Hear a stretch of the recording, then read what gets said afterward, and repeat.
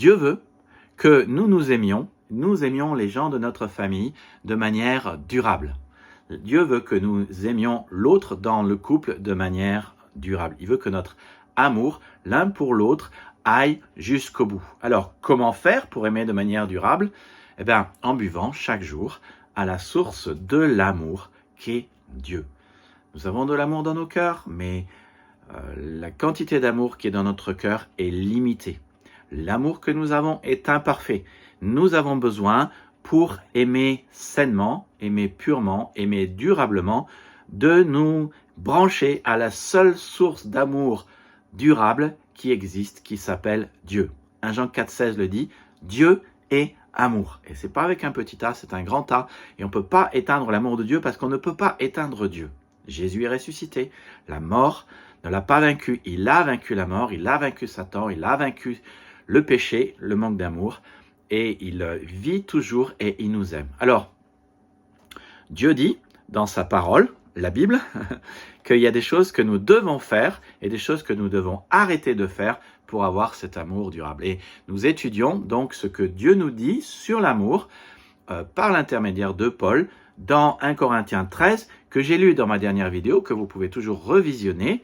Et à ce sujet, je vous invite à vous abonner à la chaîne YouTube, parce que sur la chaîne YouTube, vous aurez des méditations qui sont en fait les morceaux du message de dimanche, la même chose que je vous dis, mais donné petit à petit. Alors, on est dans 1 Corinthiens chapitre 13, je ne relis pas tout ce que j'ai lu hier, les versets 1 à 6, mais voilà la première chose que la parole de Dieu nous dit, c'est que l'amour excuse tout. Aucune relation ne tient bon sans grâce. Ça fait partie de l'amour. Aucune relation ne durera sans clémence, sans acceptation des différences, sans acceptation de l'autre, sans grâce et sans pardon. Et vous devrez faire preuve d'indulgence, vous devrez faire des concessions, vous devrez passer l'éponge, vous devrez passer à autre chose. L'amour pardonne tout, ou l'amour excuse tout, selon les traductions. Dans d'autres traductions, il est dit l'amour c'est faire des concessions, il accepte patiemment les choses, il est toujours prêt à l'indulgence. Vous devez tolérer les erreurs. Le terme grec pour « il excuse tout » ou « il pardonne tout » est traduit souvent par « endure tout », mais veut dire originellement « il couvre tout ». Tout comme un toit couvre et protège votre maison. De même, l'amour durable couvre une relation, protège la relation. Il ne dit pas tout parce que ça serait compliquer les choses pour l'autre. Il laisse certaines choses. Il ne demande pas à l'autre de rendre compte de son moindre faux pas. Il couvre le péché, exactement comme le sang de Christ couvre notre péché. Alors, pourquoi la grâce est-elle essentielle dans une relation conjugale? Parce que dans une relation conjugale, vous avez épousé une personne imparfaite comme vous. Il n'y a point de juste, pas même un seul, dit la parole de Dieu. Nul ne cherche Dieu, Romains 3, 10 à 11. Jamais deux êtres parfaits ne peuvent faire un mariage parfait s'il n'y a pas de la grâce, du pardon et de l'excuse mutuelle. Aucun mariage n'est parfait, donc cessez de le croire. Et si vous pensez que les problèmes relationnels de votre couple sont uniquement la faute de l'autre, sachez que la faute ne vient, en général, jamais d'une seule personne. Nous devons nous faire grâce, donc, mutuellement. Pourquoi? D'abord parce que c'est un commandement.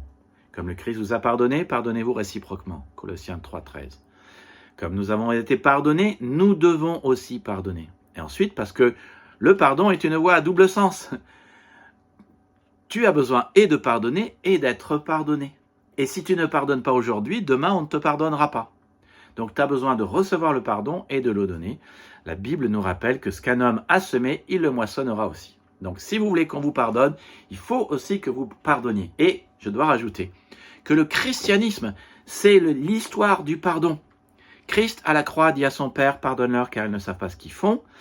Christ, si nous croyons en lui et nous lui confions notre vie, change notre vie et nous pardonne, mais il nous demande aussi et de recevoir son pardon et de donner son pardon aux autres.